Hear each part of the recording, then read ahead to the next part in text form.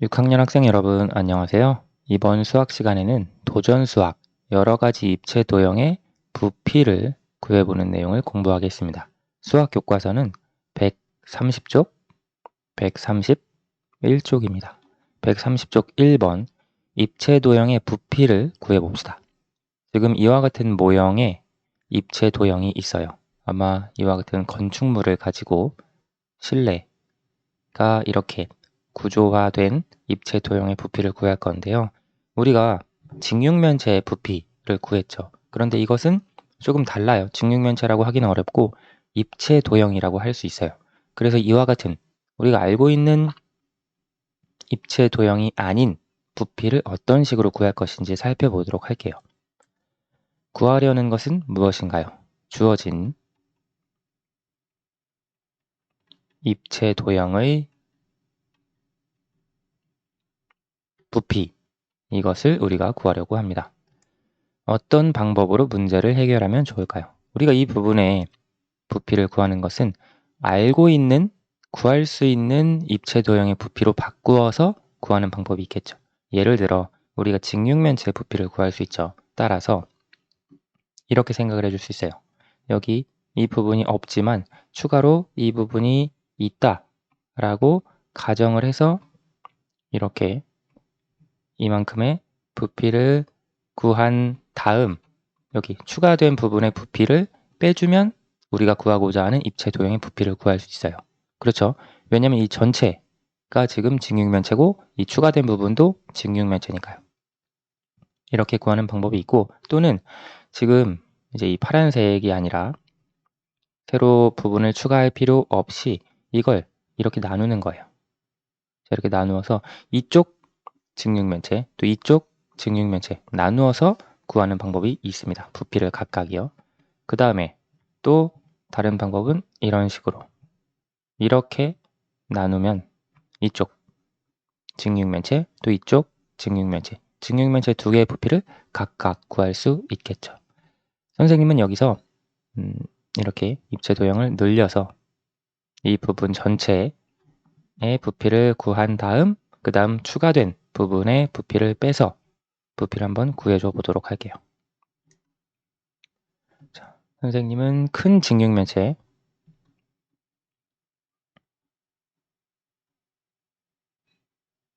부피를 구하고요. 부피에서 작은 직육면체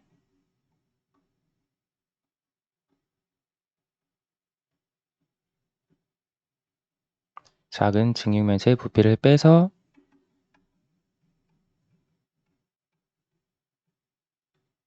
입체 도형의 부피를 구합니다.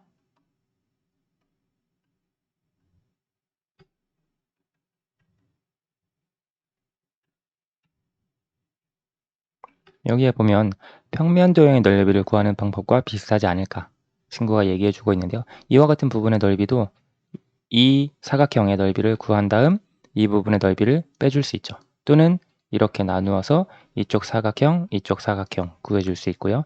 이렇게 나누어서 이쪽 사각형 넓이를 각각 구해줄 수 있습니다. 그렇죠. 선생님이 지금 택한 방법은 이렇게 해서 전체 부피를 구한 다음 이 부피를 빼는 것과 똑같죠. 여기서는 물론 넓이지만요. 자, 생각한 방법으로 문제를 해결해 보도록 할게요. 전체 직육면체, 큰 직육면체의 부피는 밑면의 넓이 13 곱하기 8 밑면의 넓이가 되겠죠. 그리고 높이는 2가 됩니다. 큰 직육면체의 부피는 13 곱하기 8 곱하기 2가 될 거예요. 그리고 작은 직육면체의 부피 같은 경우에는 밑면의 넓이가 여기에서부터 여기까지 이 길이가 8cm가 되죠. 왜냐면 여기가 전체 13인데 이 부분이 5cm니까요. 그러면 8 곱하기 여기가 3, 8 곱하기 3이 밑면의 넓이, 높이는 똑같이 2가 되겠습니다. 따라서 큰 직육면체의 부피에서 8 곱하기 3 밑면의 넓이 곱하기 높이, 이것을 빼주어서 계산해 줄 수 있습니다. 자, 보면 13 곱하기 8 계산하면 104 곱하기 2 계산하면 208이죠.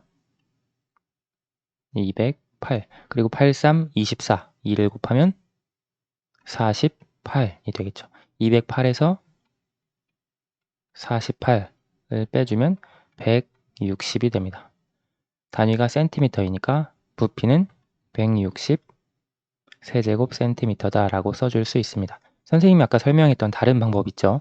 여러분들은 이렇게 나누어서 부피를 구할 수도 있고요. 또는 이렇게 나누어서 이 부피와 이 부피를 각각 구해서 더해줄 수도 있을 거예요. 이와 같은 방법으로 계산해도 똑같이 160 세제곱 센티미터가 나올 겁니다.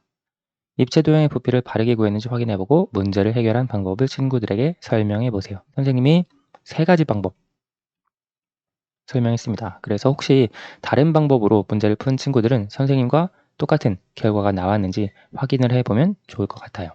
아까 그 방법은 3가지가 있었고요. 다음 페이지로 넘어가 볼게요. 준기는 다음 입체 도형의 부피를 구할 수 없다고 말했습니다. 그 이유가 무엇인지 생각해보고 부피를 구하려면 어느 부분의 길이를 알아야 하는지 찾아봅시다. 자, 이 입체 도형, 부피 구할 수 있을 것 같은데 근데 여기 보니까 어느 부분의 길이를 알아야 정보 중에 제시가 안 된 정보가 있나 봐요. 어떤 부분의 길이를 알아야 부피를 구할 수 있다라고 하는데 꼭 알아야 하는 길이가 무엇일지 한번 생각해 봅시다. 여기에서 보면 만약에 이 입체 도형의 부피를 구한다. 그러면 아까랑 똑같이 이걸 큰 입체 도형으로 만들어서 큰 직육면체로 만들어서 큰 직육면체에서 작은 직육면체의 부피를 빼서 구해줄 수 있고요. 또는 이 직육면체를 이렇게 잘라서 두 부분으로 나누어서 위에 부분 직육면체, 아래 부분 직육면체 각각의 부피를 구해서 더해줄 수도 있습니다. 또는 이렇게 나눠줄 수도 있겠죠. 자, 그래서 여러 가지 방법으로 부피를 구할 수 있는데 만약에 여기서 부피를 구한다라고 가정을 해볼게요.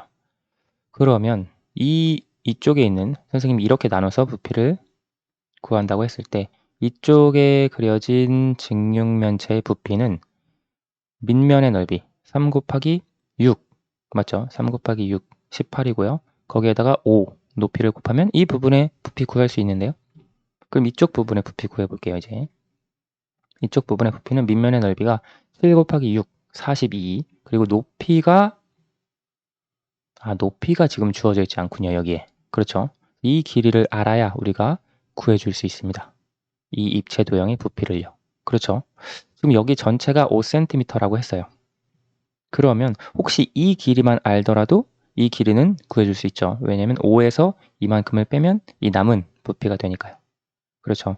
우리가 이렇게 나누지 않고 아까처럼 이렇게 나누어서 계산을 한다라고 해도 이 윗부분에 입체 도형의 부피를 알기 위해서는 이 높이를 알아야 하죠. 그래서 이것이나 혹은 이것을 알아야 주어진 입체 도형의 부피를 구할 수 있겠네요. 자, 아래 입체 도형의 부피를 구할 수 있도록 그림에 알아야 하는 부분의 길이를 써넣어 새로운 문제를 만들어 보세요. 우리가 입체 도형은 똑같은데 여기서 정보를 선생님이 추가해서 알아야 하는 부분의 길이를 써넣어서 새로운 문제를 만들어 볼게요. 아까랑 선생님은 그냥 비슷하게 해주려고 해요. 여러분은 여러분 나름대로 새로운 문제를 만들어도 괜찮습니다.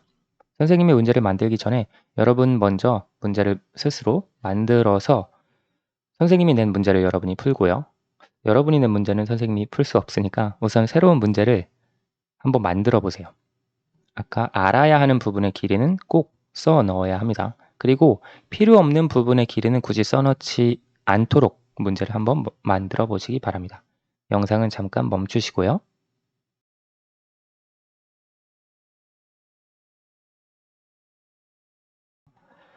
다 해보셨나요? 자, 선생님이 한번 문제를 만들어 보도록 할게요. 선생님은 여기에서 이 부분을 10cm라고 할 거고요. 그리고 이 부분을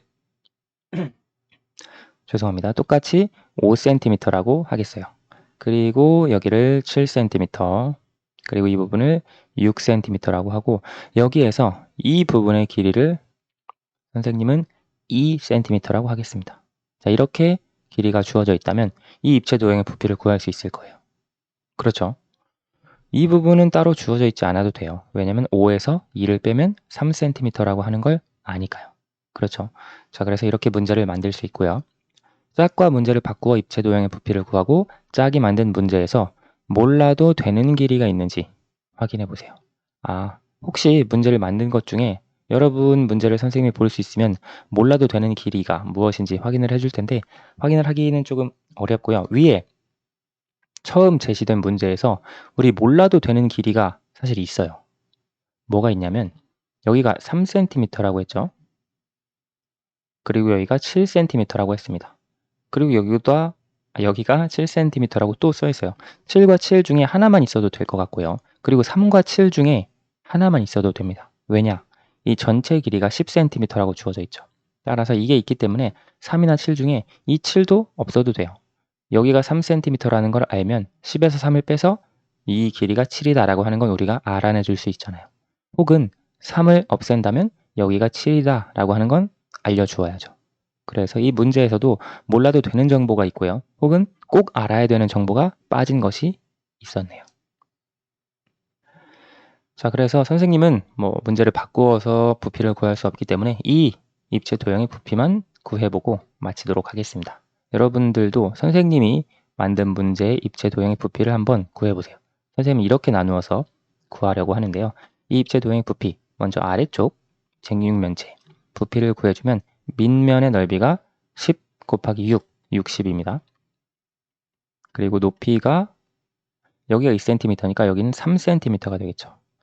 자, 그리고 이쪽 부분 직육면체의 부피를 생각을 해주면 이 직육면체의 부피는 밑넓이가 먼저 6 곱하기 3이 되겠죠. 여기가 7cm니까 여기가 3cm 될 거예요. 6 곱하기 3 그리고 높이가 2cm가 되겠죠. 자, 이렇게 두 부피를 더해주면 60 곱하기 3 해서 180, 18 곱하기 2 해서 36 계산하면 216 세제곱 센티미터다 라고 하는 부피를 찾아줄 수 있겠습니다. 오늘 수학은 여기까지 하도록 하겠습니다. 감사합니다.